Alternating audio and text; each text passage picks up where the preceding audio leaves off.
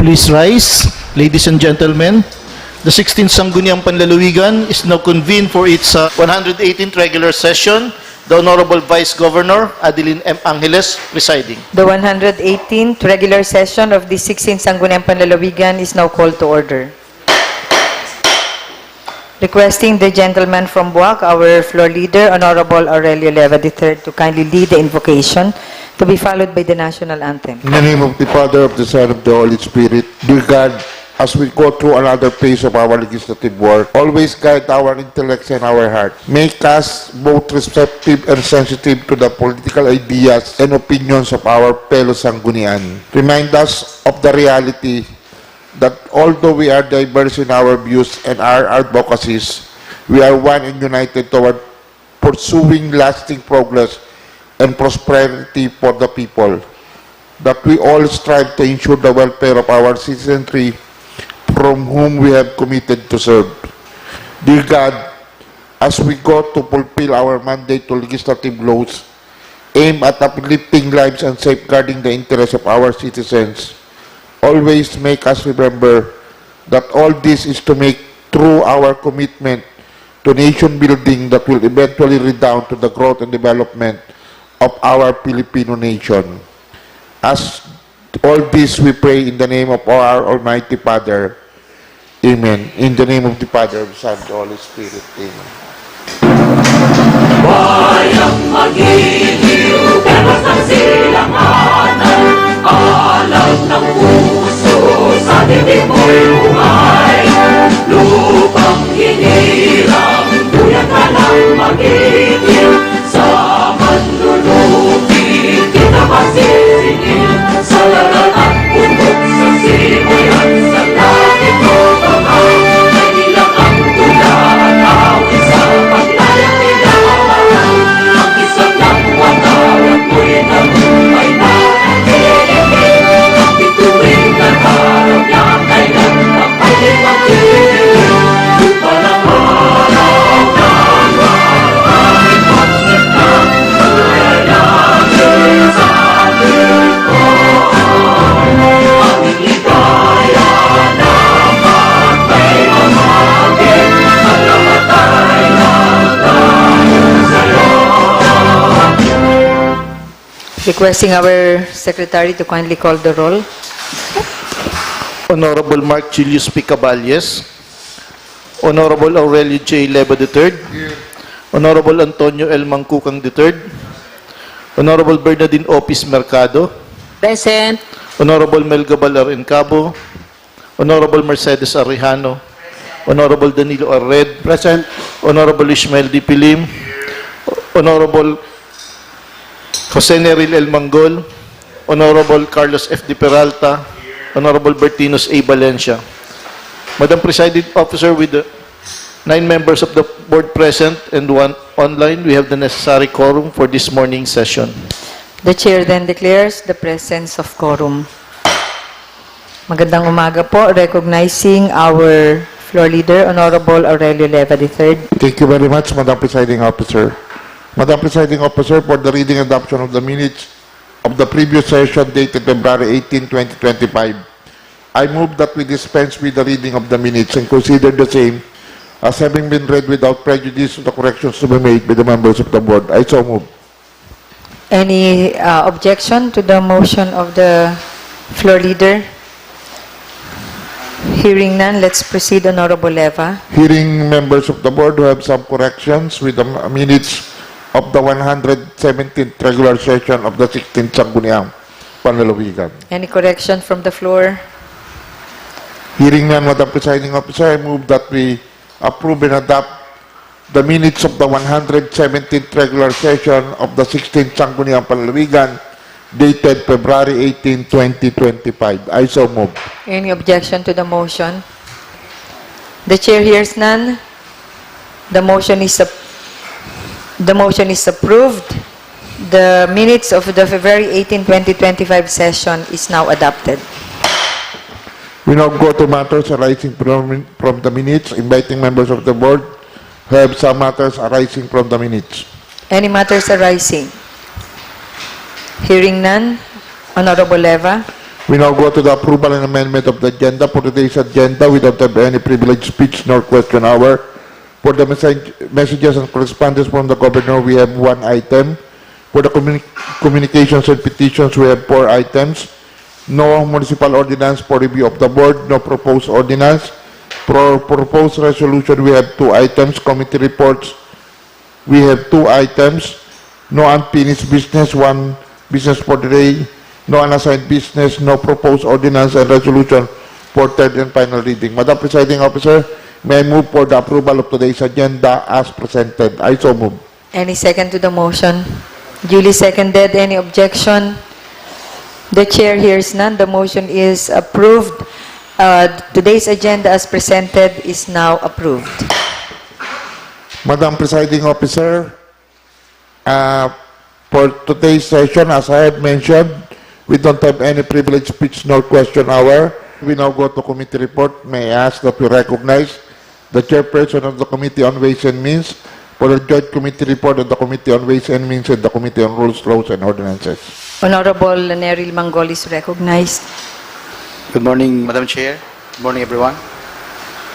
Committee report number 578-2025 from the Joint Committee on Ways and Means and Committee on Rules, Laws, and Ordinances. Subject, Proposed Ordinance number 16-1999 or 999 entitled An Ordinance Adopting Section 30, Article 5 of Republic Act number 12001, otherwise known as the Real Property Valuation and Assessment Reform Act or RP-BARA, by authorizing the grant of tax amnesty on real properties, taxes and special levies on real property within the territorial jurisdiction of the province of Marinduque for a period of 2 years upon the effectivity of the Act or until June 12, 2026.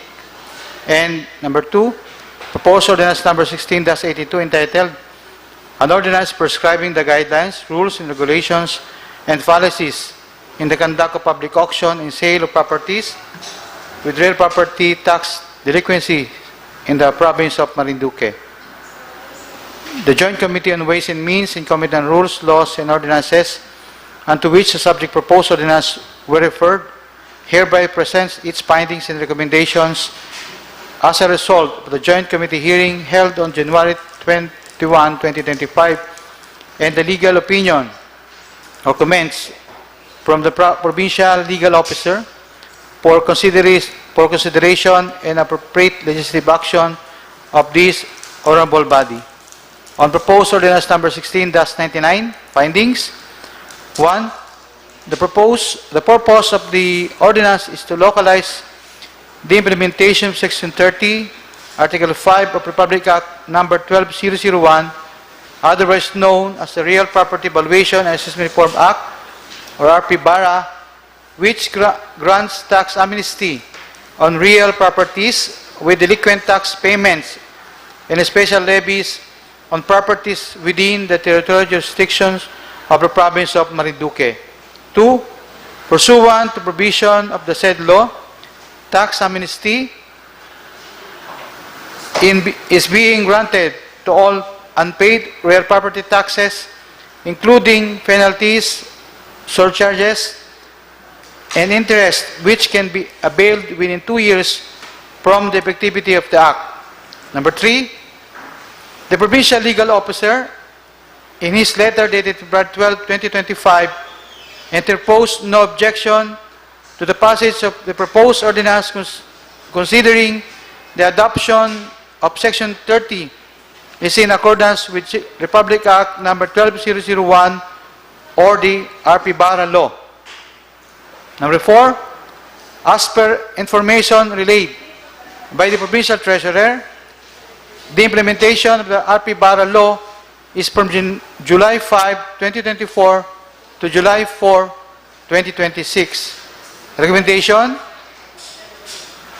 the Joint Committee hereby recommends the approval on the second reading of the proposed ordinance number 16-1999 entitled An Ordinance Adopting Section 30, Article 5 of Republic Act number 12001, otherwise known as the Real Property Valuation and Assessment Reform Act, or RP-BARA, by authorizing the grant of tax amnesty on real property taxes and special levies on real property within the territorial jurisdiction of the province of Marinduque for a period of 2 years upon effectivity of the Act or until July 4, 2026.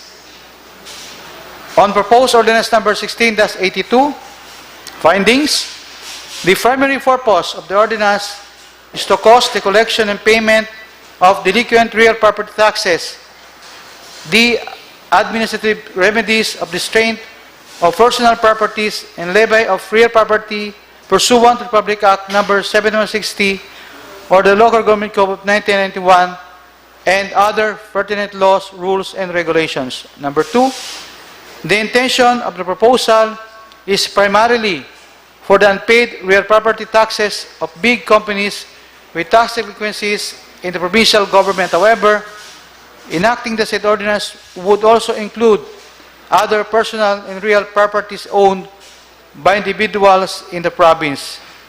Personal properties refer to the moving machineries and heavy equipment, which are also subject to real property taxes. 3, the provincial government had previously conducted a public auction on delinquent real property through an executive order from the governor.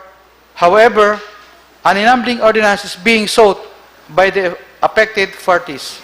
Number 4, the provincial legal officer in his letter dated February 12, 2025, suggested the deferment of the proposed ordinance to give way to the compliance under Republic Act number 12001 or the Real Property Valuation and Assessment Reform Act.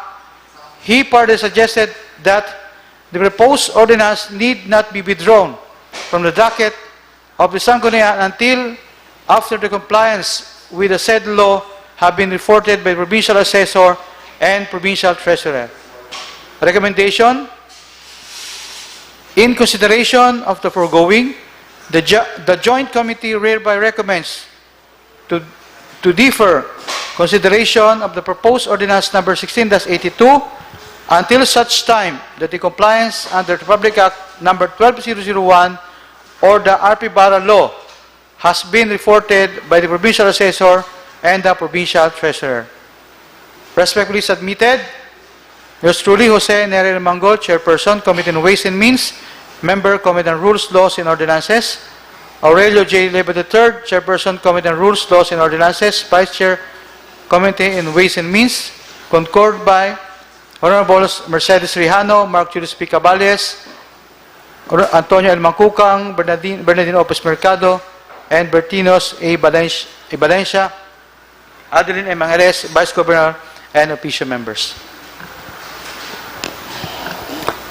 Thank you, Honorable Manggol. Any clarificatory question from the floor? On the part of the presiding officer, may the presiding officer suggest that we consider using another term with regard to the first subject. It mentioned that in number 3, sa findings, the provincial legal officer in his letter interposed no objection. Maybe we can just make a word na pwede pong i-adapt. Yes, Honorable. Anyway, the provincial legal officer is around.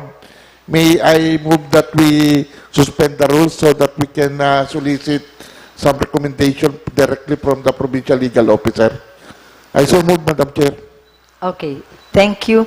So may we hear, eto po, medyo nag-call lang po ng attention natin because I know that the reason is from the legal point of view. The objection is from the legal point of view.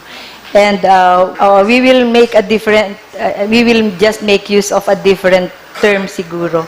Instead of objection, maybe finds no legal whatever. Yes, Your Honor. Good morning po. Good morning. Yes, recognizing honor. Don't worry, ho. We have a very wide latitude, and the legal officer is always very helpful. I will not be offended in any manner.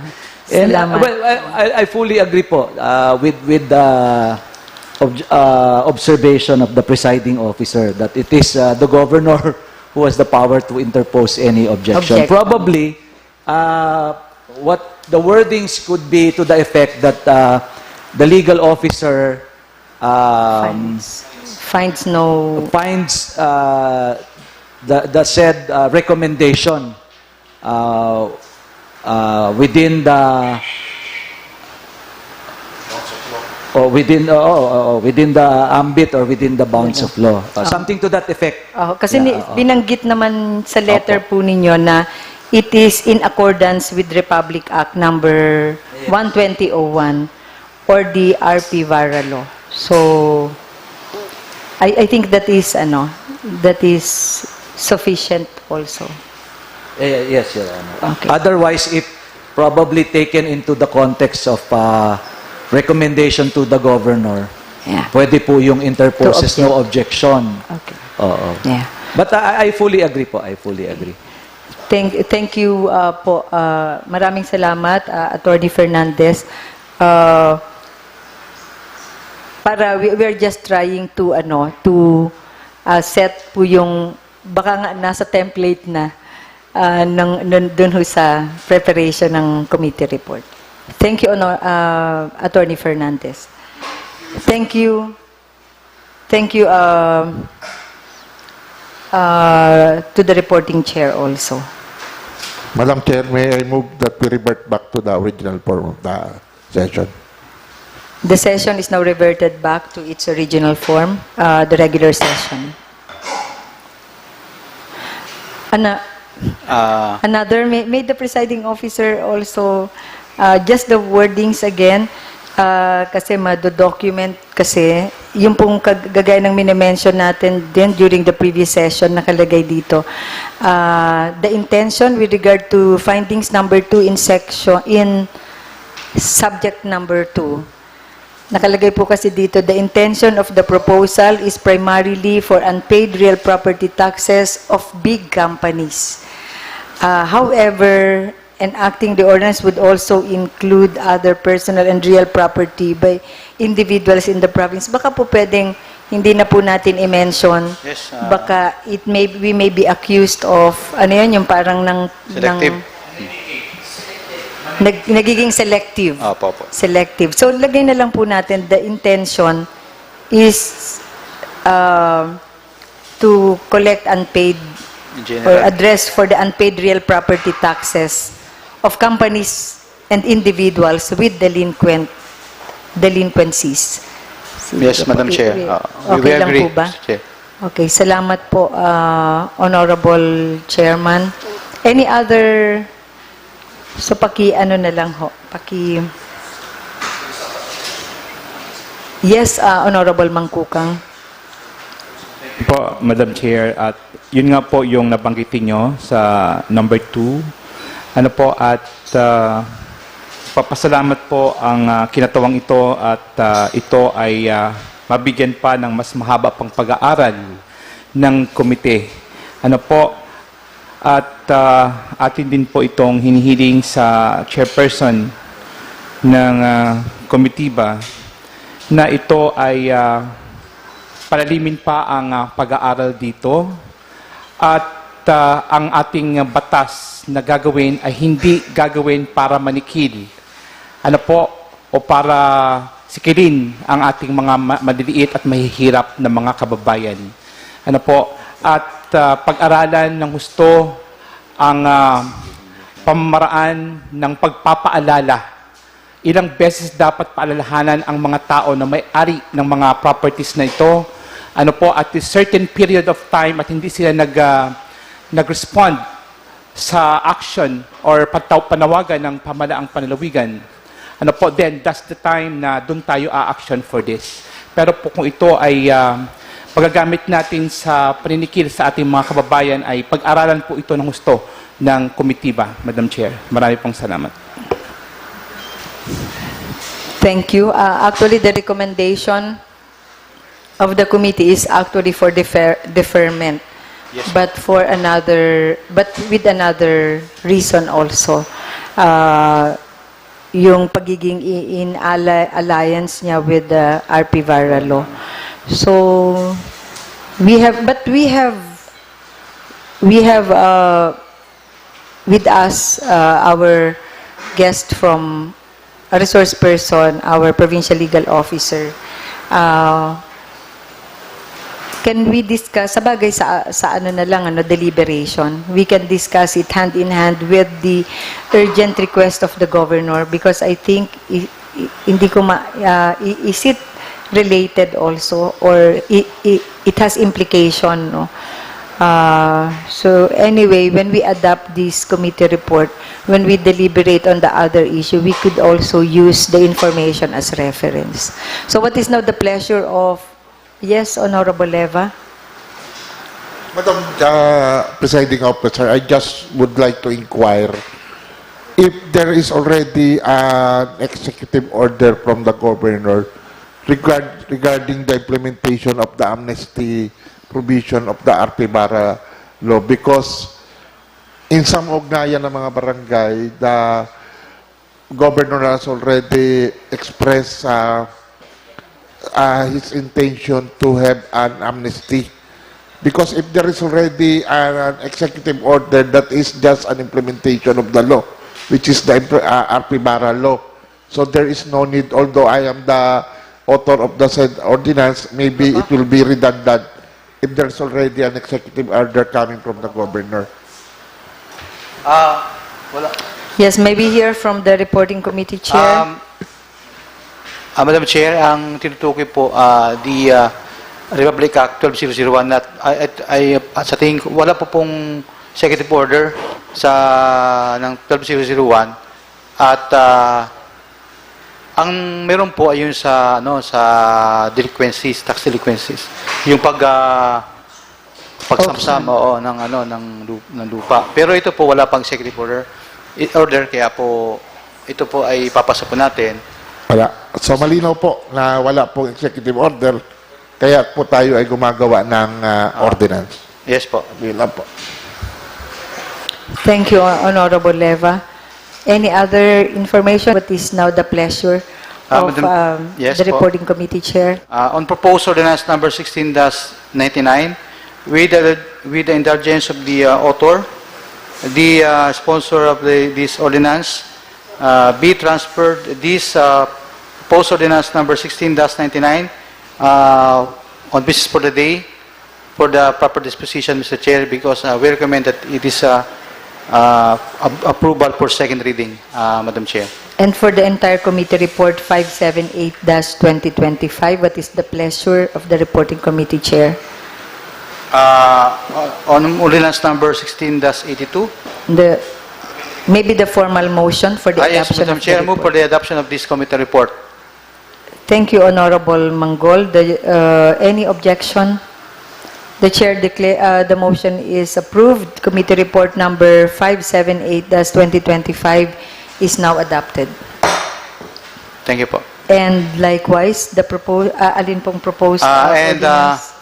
The proposed ordinance number 16-99, as option of this committee report, be transferred on business for the day for second reading, Madam Chair. Thank you, Honorable Manggol. The said proposed resolution will be considered in the business for the day. Thank you. And other clarificatory questions may just be addressed to our resource person also in today's session. Thank you po. Yes, Honorable Leva. Madam Presiding Officer, may I ask to recognize the chairperson of Committee on Appropriation for its committee report. Honorable Lim is recognized. Madam Presiding Officer, Mr. Floor Leader, my colleagues, good morning. Madam Chair, I present here with Committee Report number 579-2025 of the Committee on Appropriations with various items referred to the committee as a subject. Letter Proceed, A, Honorable Lim. Letter A, the request for supplemental appropriation 1 1,750,000 for various MOE accounts under the PHRMO. 2, 3,130,000 pesos for various accounts under the Provincial Engineering Office. And 3, 240,000 for various MOE accounts under the Provincial Legal Office. The committee recommends the adoption of the following resolutions. Number 1, resolution appropriating the total amount of 1,750,000 for various MOE accounts under the Provincial Resource Management Office, PHRMO, subject to availability of funds. Number 2, resolution appropriating the total amount of 3,130,000 for various accounts under the Provincial Engineering Office, PEO, subject to availability of funds. To wit, A, other professional services, 2 million. B, other general services, 1 million. C, terminal leave benefits for Mr. Joselito Reforma, construction maintenance foreman, 130,000. 2, resolution appropriating the total amount of 240,000 pesos for various MOE accounts under the Provincial Legal Office, PLO, subject to availability of funds. To it, A, on training expenses, 40,000. B, office supplies, 100,000. C, repair transportation equipment, 100,000. B, on the Provincial Development Council resolutions for consideration of the board. The committee hereby recommends the adoption of the following resolutions. Number 1, resolution approving the calendar year 2025 Supplemental Annual Investment Program AIP of the province of Marinduque as approved and endorsed by the Provincial Development Council through PDC Resolution number 72-2025, and 2, resolution approving the reprogramming of priority development projects funded out of the 20% development fund in the amount of 6 million pesos as approved and endorsed by the Provincial Development Council through PDC Resolution number 74-2025. And finally, on the review of appropriation ordinance from component municipalities, there's one from the municipality of Buena Vista, and the committee recommends for the adoption of a resolution declaring appropriation ordinance number 5, series of 2024, authorizing calendar year 2025 general fund annual budget of the municipality of Buena Vista, Marinduque, as operative, subject to the conditions, comments, and findings of the provincial budget officer. Respectfully submitted, Ismael D.P. Lim, Chairperson, concurred by Mark Julius P. Cavalles, Vice Chairperson, Danilo R. Red, Member, Jose Neril M. Manggol, Member, Bertinus A. Valencia, Member, Adeline M. Angeles, Vice Governor, ex officio Member. Madam Chair, the committee report number 579-2025 of the Committee on Appropriations, I hereby submit for adoption. Thank you, Honorable Lim. Just from the presiding officer, in the included in the annual investment plan is also the request of Pulong Parang. As per the, naalala niyo po yung sa kantin. As per the, ano tawag dito? PPDO, it is already included. Any other question from the floor? Kung wala na po, what is the pleasure of Honorable Lim? Madam Chair, this representation moves that the committee report number 579-2025 of the Committee on Appropriations be adopted. Madam Chair, I so move. Any objection? The chair hears none. The motion is approved. Committee report number 579-2025 is now adopted. Moving further, Madam Chair, that the proposed resolutions stipulated in the committee report be included in the business of the day. Madam Chair, I so move. Thank you. That is for consideration also of the Committee on Rules in the business for the day. Thank you, Honorable Lim. Thank you, Madam Chair. Yes, Honorable Leva. Noted, Madam Chair. The next committee to report is the Committee on Education. May I ask the chairperson of the Committee on Education, Culture, and the Arts be recognized. Honorable Danilo Red is recognized. Madam Chair, Committee Report number 2025-10-116, resolution commending and recognizing the students of our Mother of Perpetual Soccer Academy for the exemplary performance in the 2025 National Olympics. I move for the adoption of the committee report, Madam Chair. So the committee recommends the approval of the said resolution. Yes, Madam Chair. Thank you, Honorable Red. So there is a pending motion. Any objection? The chair hears none. The motion is approved. The committee report favorably endorsing approval of resolution number 2025-1016 is now adopted. Thank you, Honorable Red. Madam Chair, and the accompanying resolution be transferred to the business of the day, Madam And Chair. thank you, Honorable Red. Likewise, the resolution as an offshoot of the adopted report will be considered in the business for the day. Thank you. Yes, Honorable Leva. Madam Presiding Officer, may I ask to recognize the chairperson of the Committee on Tourism, Local History and the Arts for the committee report. Honorable Mangkukang is recognized. Thank you, Madam Chair. Thank you, Mr. Floor Leader. The Committee on Tourism, Development, and Cultural Heritage is now ready to report in today's session. Madam Chair, one of the highlights of Marinduque's 105th founding anniversary celebration is the Festival of Festivals, which showcases the different festivals in the province, demonstrating the local artistry, culture, and tradition, which contributes to propelling the local tourism industry. The participating festivals are the Bila-Bila Festival from the municipality of Boac, the Malindog Tubaan Festival from the municipality of Buena Vista, the Gasang Festival from the municipality of Gasan, the Kanga Festival from the municipality of Mogpog, the Seafood Festival from the municipality of Santa Cruz, and the Torrijos Festival from the municipality of Torrijos. And all the participating festivals have shown grandiose and impressive performances, manifesting the people of Marinduque's talents, creativity, ingenuity, and resourcefulness in exhibiting a colorful and majestic presentation of festivals that are all victors in the eyes and hearts of their fellow Marinduqueños and other spectators. To congratulate the winners in the recently concluded Festival of Festivals held on February 22, 2025 as part of the celebration of Marinduque's 105th founding anniversary, re-establishment as an independent province, and recognizing their contributions in showcasing the province's artistry, culture, and tradition, and in promoting the local tourism industry as follows. The champion, the Seafoods Festival of the municipality of Santa Cruz, first runner-up, Torrijos Festival of the municipality of Torrijos, and the second runner-up, Bila-Bila Festival of the municipality of Boac. Respectfully submitted, the Committee on Tourism, Development, and Cultural Heritage. Thank you, Madam Chair. Thank you. So there is you like to make the formal motion for the adoption? Madam Chair, this representation and the committee favorably endorses. Before that, Honorable Before the Rehano has something to say.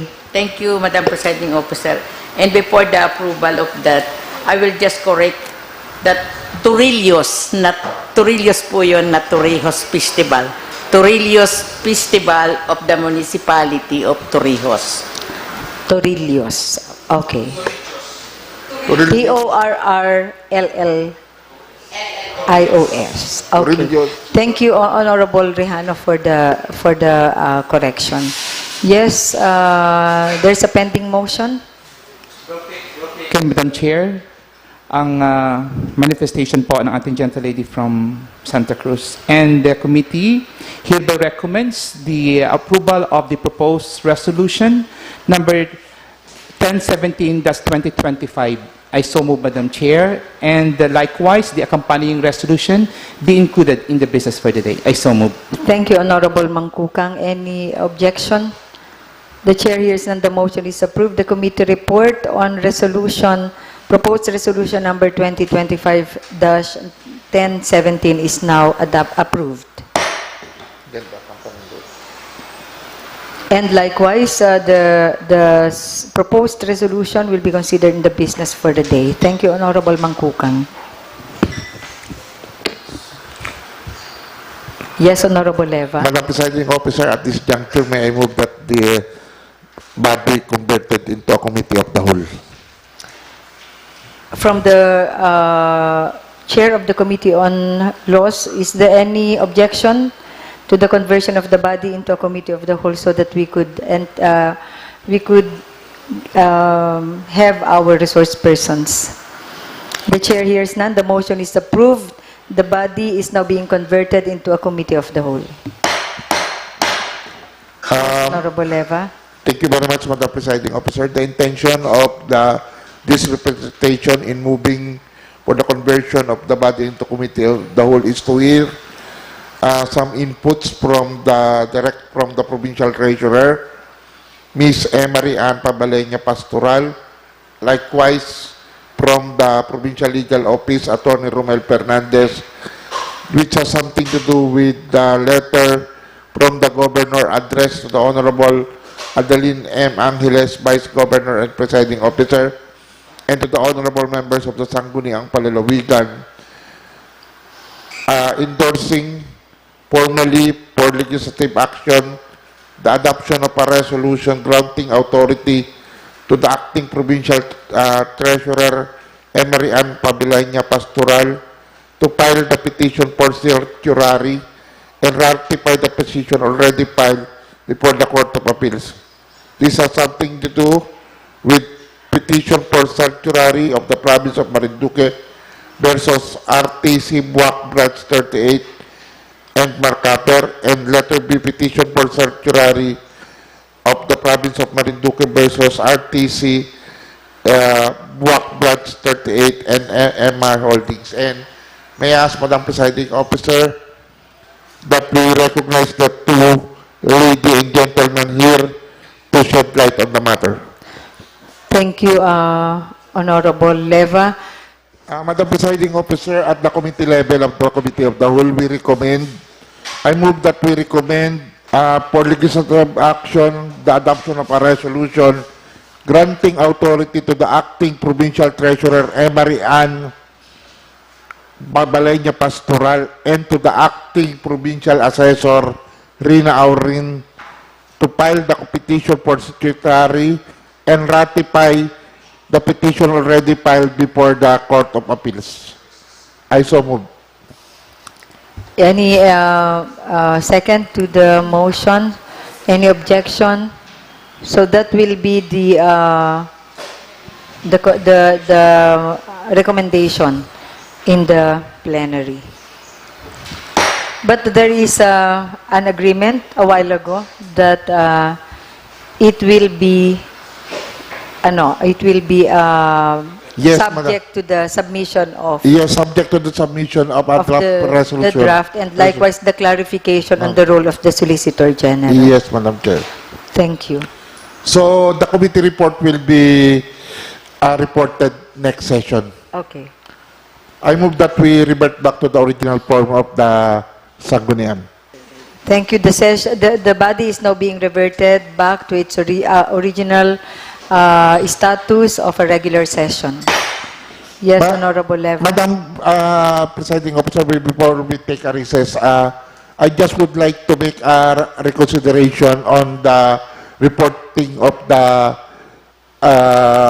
Committee on Ways and Means. I was told that Ma'am Emery was not consulted or was not present during the deliberation. Maybe we move for reconsideration that instead of the final report being submitted now, another committee hearing be conducted by the same committee to hear the inputs from Ma'am Emery Pastoral.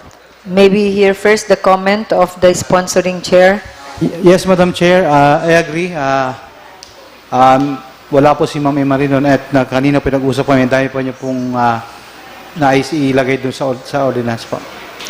Yes, Madam Chair. Okay, maybe we can proceed with what was adopted and then make, without prejudice to the submission of Yes, a supplementary report. Yes, that may Madam Chair, I likewise submit. be adopted. I submit, Madam Chair. Okay, thank you, Honorable Leva.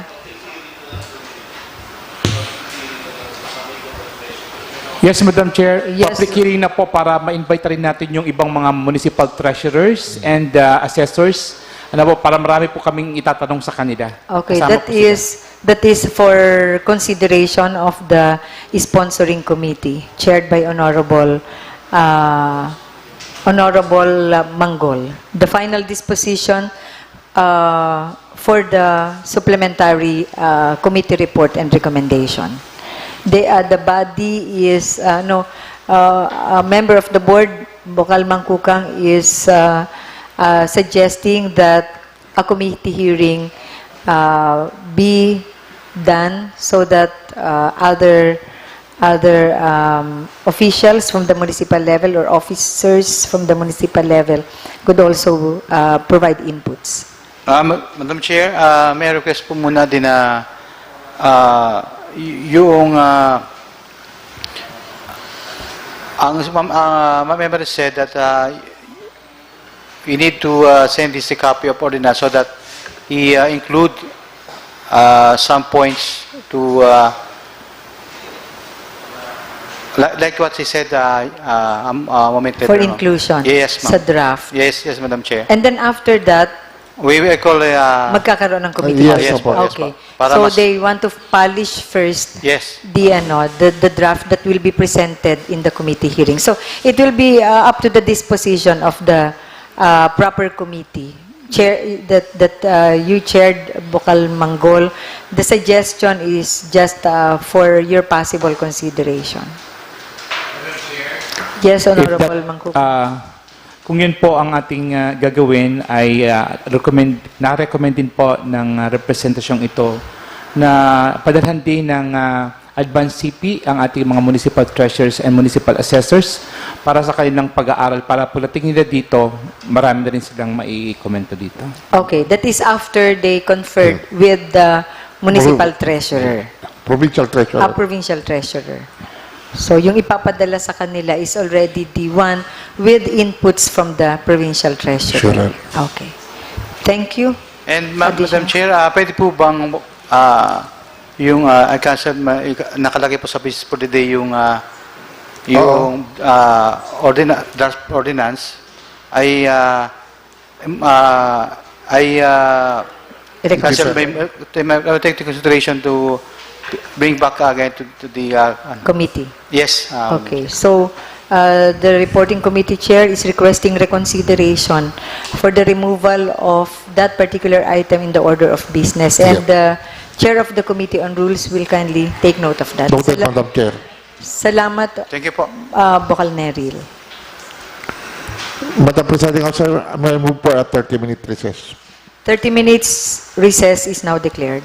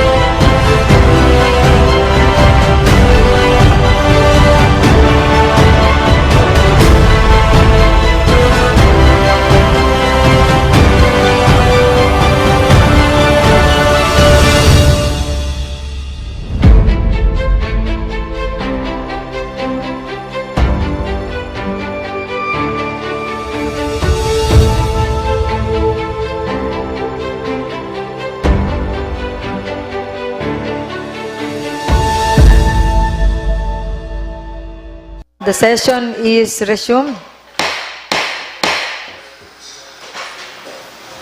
Honorable Leva. Madam Presiding Officer made this representation be recognized for the committee report of the Committee of the Whole. Proceed, Honorable Eva. This has something to do with the authority, with the request of the governor for an authority to the acting provincial treasurer, Emery Ann Pabalenya Pastoral, to file the petition for certiorari.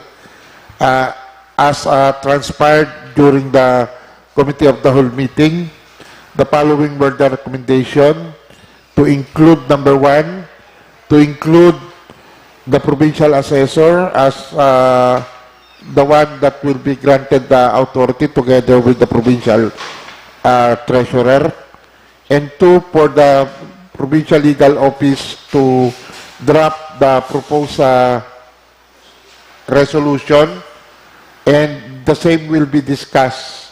The content of the same shall be discussed next session day.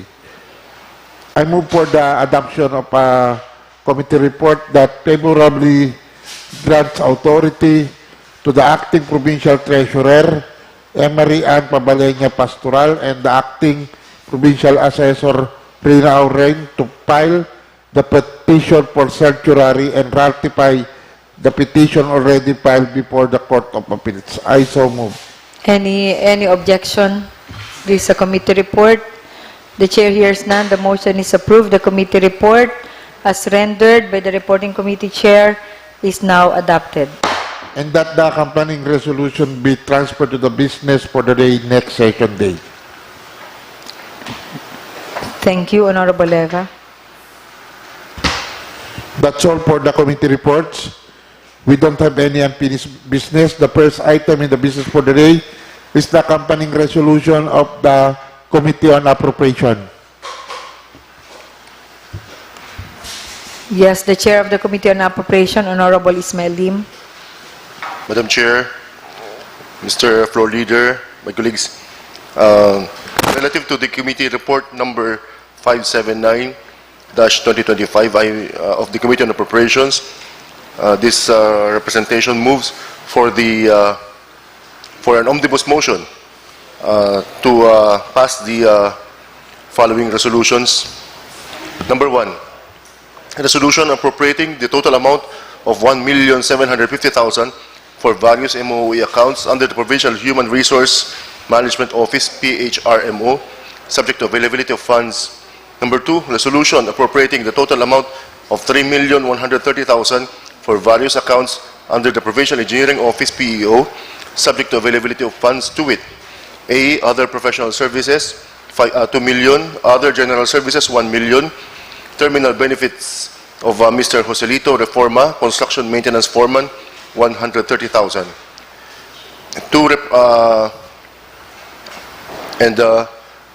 Resolution appropriating the total amount of 240,000 pesos for various MOE accounts under the Provincial Legal Office, PLO, subject to availability of funds. A, training expenses, to wit, A, training expenses, 40,000. B, office supplies, 100,000. C, repair transportation equipment, 100,000.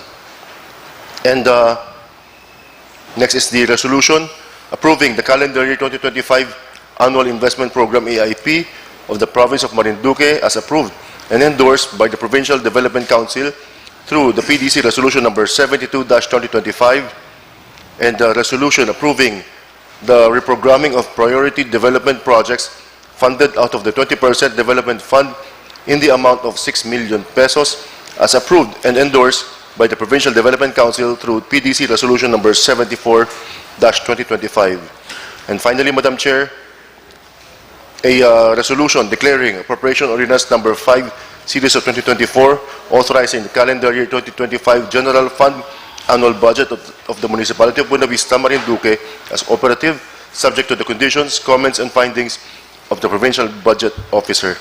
Madam Chair, the 5 resolutions. Madam Chair, with the exception of item number 1, this representation moves for the adoption and approval of 5 resolutions. The resolution of the request of Provincial Engineering Office, Provincial Legal Office, the resolution for supplemental AIP, and resolution for reprogramming of the priority development projects, and the supplemental budget, the general fund annual budget of the municipality of Buena Vista, Madam Chair. Again, I reiterate my motion for Again, its adoption and approval. yes, proceed, Honorable Lim. Yes, Madam Chair. So there is a pending motion. Any second for the omnibus motion? Duly seconded. Any objection? The chair hears none. The omnibus motion is approved. The following 5 resolutions has been adopted. One is the resolution providing supplemental appropriation of 3,130,000 for various accounts of PEO. Resolution providing supplemental appropriation of 240,000 for various MOE accounts of the Provincial Legal Office. Resolution approving the calendar year 2025 supplemental annual investment program of the provincial government of the province of Marinduque, and the resolution approving the reprogramming of priority development project funded out of the 20% development fund in the amount of 6 million pesos are all approved. And the resolution declaring appropriation ordinance number 5 series of 2024 of the municipality of Buena Vista is also declared within the authority of the said LGU to enact. Thank you, Madam Chair. Thank you, Honorable Lim. Madam Presiding Officer, may I ask that we recognize the chairperson of the Committee on Education. Honorable Red is recognized. Madam Chair, resolution number 2025-1016, a resolution commending and recognizing the students of our Mother of Perpetual Soccer Academy for their exemplary performance in the 2025 National Olympics. Madam Chair, I move for the adoption and approval of the said resolution, Madam Chair. There is a motion duly seconded. Any objection? The chair hears none. The motion is approved. Resolution number 2025, series of 1016, commending and recognizing the students of our Mother of Perpetual Soccer Academy for their exemplary performance in the 2025 National Olympics is now adopted. Thank you, Madam Chair. Thank you, Honorable Red. Honorable Leva. Madam Chair, may I ask that to recognize the chairperson of the Committee on Tourism and Cultural Heritage. Thank you, Honorable Leva. Honorable Mangkukang is recognized. Maraming salamat po, Binibining Tagapangulo.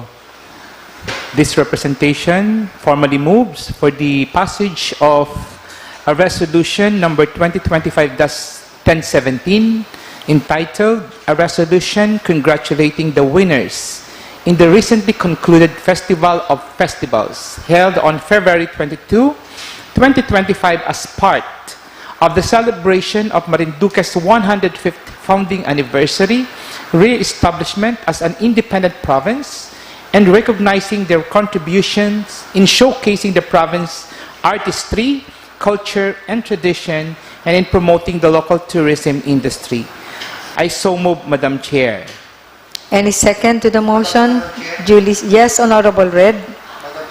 Before the approval, Madam Chair, with the offshoot of the said resolution, may I request to invite every municipality, Madam Chair.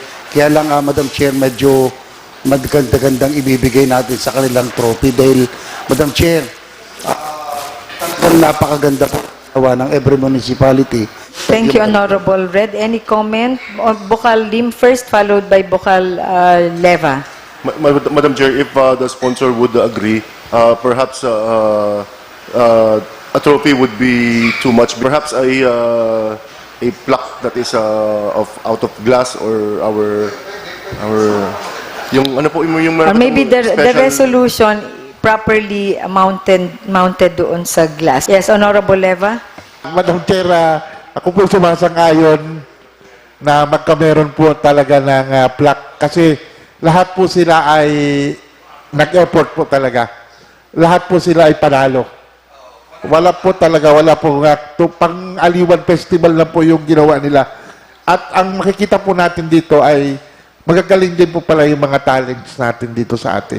At par doon sa mga nasa ibang ibayo. So, pwede po bang, ito po kasi ay para lang sa mga winners, di po ba? Pwede bang bigyan natin ng pasasalamat at commendation na rin lahat ng participants with emphasis syempre yung mga winners or another resolution siguro sa mga winners. Okay. So you have something to say, Bokal Mangkukang? So, I just want to make an incidental right up there that we also commend and appreciate the efforts given by the float participants. Kaya kung mamaya po ay mag-motion po siya, I will file an incidental motion that we also give thanks and commendation to the participants in the float parade. okay. So just for clarification of the presiding officer, there will be 2 resolutions with regard to the Festival of Festivals, then another possible motion for those who sponsored floats. Tama po ba? Okay, so there is a pending motion from Honorable Mangkukang. May Honorable Mangkukang again reiterate the motion? Madam Chair, with the indulgence of the Committee on Tourism Development and Cultural Heritage, we formally move for the passage of a resolution congratulating the winners in the recently concluded Festival of Festivals, winners and other participants. The winners na lang muna. Winners. Festival of Festivals held on February 22, 2025 as part of the celebration of Marinduque's 105th founding anniversary, re-establishment as an independent province, and recognizing their contributions in showcasing the province's artistry, culture, and tradition, and in promoting the local tourism industry. I so move, Madam Chair. Thank you. Any second to the motion? Duly seconded. Any objection? The chair hears none. The motion is approved. Proposed resolution number 2025-1017 is now adopted. And also, Madam Chair, Honorable Rejano, you have something to say? Uba rin, kalabisan pa rin na. Gusto ko rin isama yung mga muse, yung parang mga muse nung ano. Festival Queen. Yung mga Festival Queen. Di ba sila binigyan din, yung mayroong nag-miss Festival Queen? Yes, special award.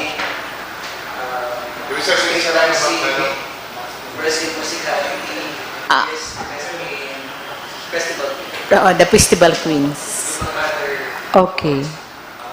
So siguro po, kung bawat isang ano naman dyan, di isama na rin yung iba pa nilang mga awards na nakuha. Oo. Kung may major award and special awards. Okay. So, thank you, Honorable Rejano.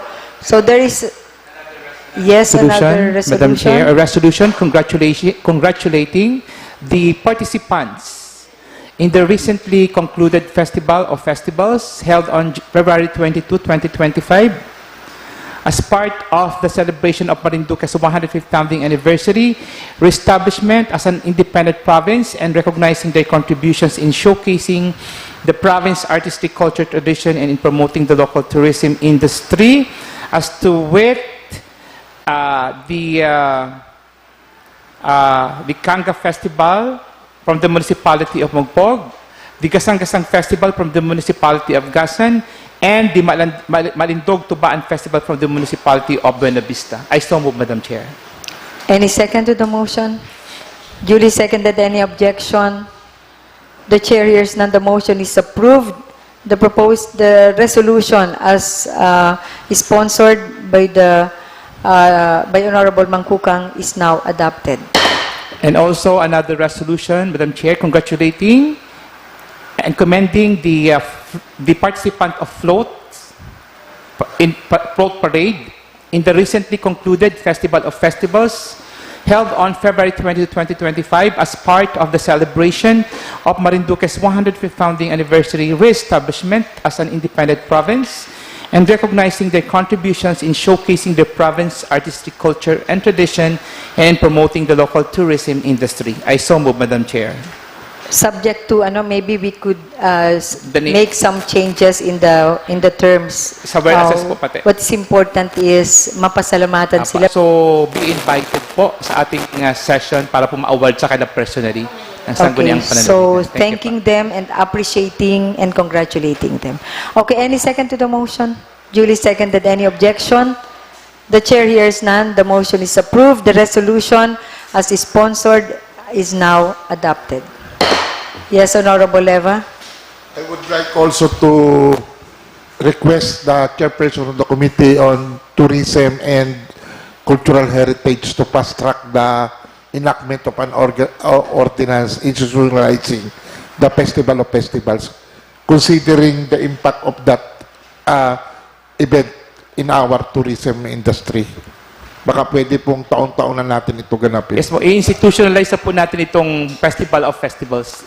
Gawin na po natin itong ordinance, Madam Chair. Thank you. And the recommendation for the drafting and introduction of a proposed ordinance, related proposed ordinance for the institutionalization of the Festival of Festivals is being formally referred to the Committee on Tourism and Culture. So the presiding officer reconsider, the Secretariat just reminded us that there is already a proposal being studied and properly referred. So the presiding officer is reconsidering the previous referral. Thank you. Naka-refer din sa kanilang office yan. Okay. Yun ding pagbibigay, yung gawad parangal. Meron na ba yung ordinance? Maybe we need to revisit. We need to revisit the ordinance also. With regard to the Gawad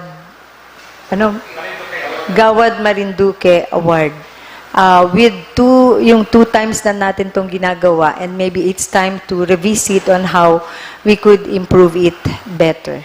So that this particular item, this particular concern is being referred for the review of the said ordinance. May the presiding officer refer it to the Committee on Laws and Ordinances, because it's a review of already existing ordinance, and the Committee on Tourism. Yes, Honorable Lim has something to say. Madam Chair, relative to the proposed ordinance on Festival of Festivals, let us keep in mind the amount that needs to be appropriated therefore, so that it would be established already, the funding, knowing that the huge amount that the provincial government has spent for other municipalities and for the event itself, Madam Chair, on the part of the provincial government. Malaki-laki po yan. So, i-institutionalize na po. Thank you. Thank you for the reminder, Honorable Lim, and noting the appropriation consideration, then this particular item will be referred also to the Committee on Appropriation for proper study. Thank you, Honorable Lim. Any other item? Madam Presiding Officer, the next item in the business for the day is proposed ordinance number 16-89, and may I ask the Secretary to please read the title. Proposed ordinance number 16-89, an ordinance institutionalizing the Junior Officials Program during the annual celebration of the Linggo ng Kabataan as mandated under Chapter 10, Section 439 of Republic Act number 7160, otherwise known as the Local Government Code of 1991, authored by the Honorable Vice Governor and Presiding Officer Adeline M. Angeles, co-authored by Honorable Bertinos A. Valencia, President of Panlalawigan Federasyon ng Sangguniang Kabataan and Chairperson of the Committee on Youth and Sports, and the Honorable Aurelio J. Lebo III, Chairperson of the Committee on Rules, Laws, and Ordinances. Yes, Honorable Leva. Madam Presiding Officer, may I move for the opening of the period of interpellation? The floor is now open for interpellation from any member of the board. Just as the person who introduced this proposed ordinance, the presiding officer just wished to thank the members of the committee and everyone who gave very substantial inputs in the proposed ordinance, making it more comprehensive and mas na-consider yung mga important things that must be considered in the implementation. So any deliberation from the floor? If there is none, I move that we close the period of interpellation and deliberation. It is hereby closed. Let's proceed, Honorable Leva. May I move for the opening of the period of amendment? Any amendment from the floor? As part of the committee amendment, Madam Presiding Officer, we introduce Section 4, Manner of Election, Designation, and Appointment of Junior Officials. Letter A, prior to the celebration of the Linggo ng Kabataang Marinduqueño, the PYDO shall inform the chosen schools in the province through the respective school head and principal of the junior school program. Note, one school may be identified every year. Thus, young individual who wish to become junior official shall meet their intention with the PYDO through the school head or principal or its designated personnel. On the first day of the students from the said school assisted by the PYDO designated school official shall elect the junior officials as stated in Section 3A to Section 3C hereof. Thereafter, the elected junior shall appoint the positions stated in Section 3D to 3E of this ordinance. After their election, designation, and appointment, the PYDO shall endorse the junior officials to their designated office in the provincial government through their respective office head. Then for Section 4, now Section 5, function of the junior officials. The junior officials shall not replace the authorized signatories of the documents and transactions of the provincial government, considering the responsibility and accountability of the actual signatory.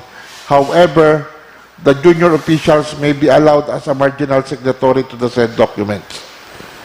For Section 5, now Section 6, we added the clause and a resolution from the Sangguniang Panlalawigan so that it will read, the junior official shall be given a certificate of recognition and appreciation and a resolution from the Sangguniang Panlalawigan for their participation in the junior officials program. And Section 6, now Section 7, the junior official shall be given transportation and meal allowance subject to the guidelines on granting the same.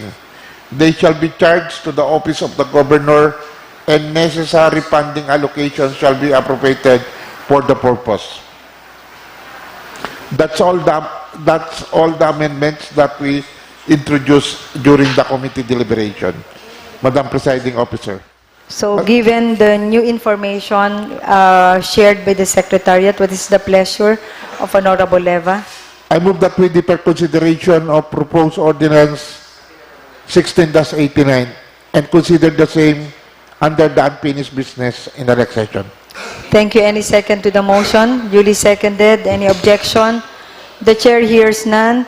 This particular item being deliberated is hereby deferred and will be considered in the next session under the unfinished business item. Thank you, Honorable Leva. That's all for the business for the day. We don't have an assigned business. No proposed ordinance and resolution for third and final reading. Kung wala na po, any motion, Honorable Valencia? Madam Chair, I move to adjourn today's session. There is a motion duly seconded. No objection. So the session is adjourned and our next session will be on March 4. The session is adjourned.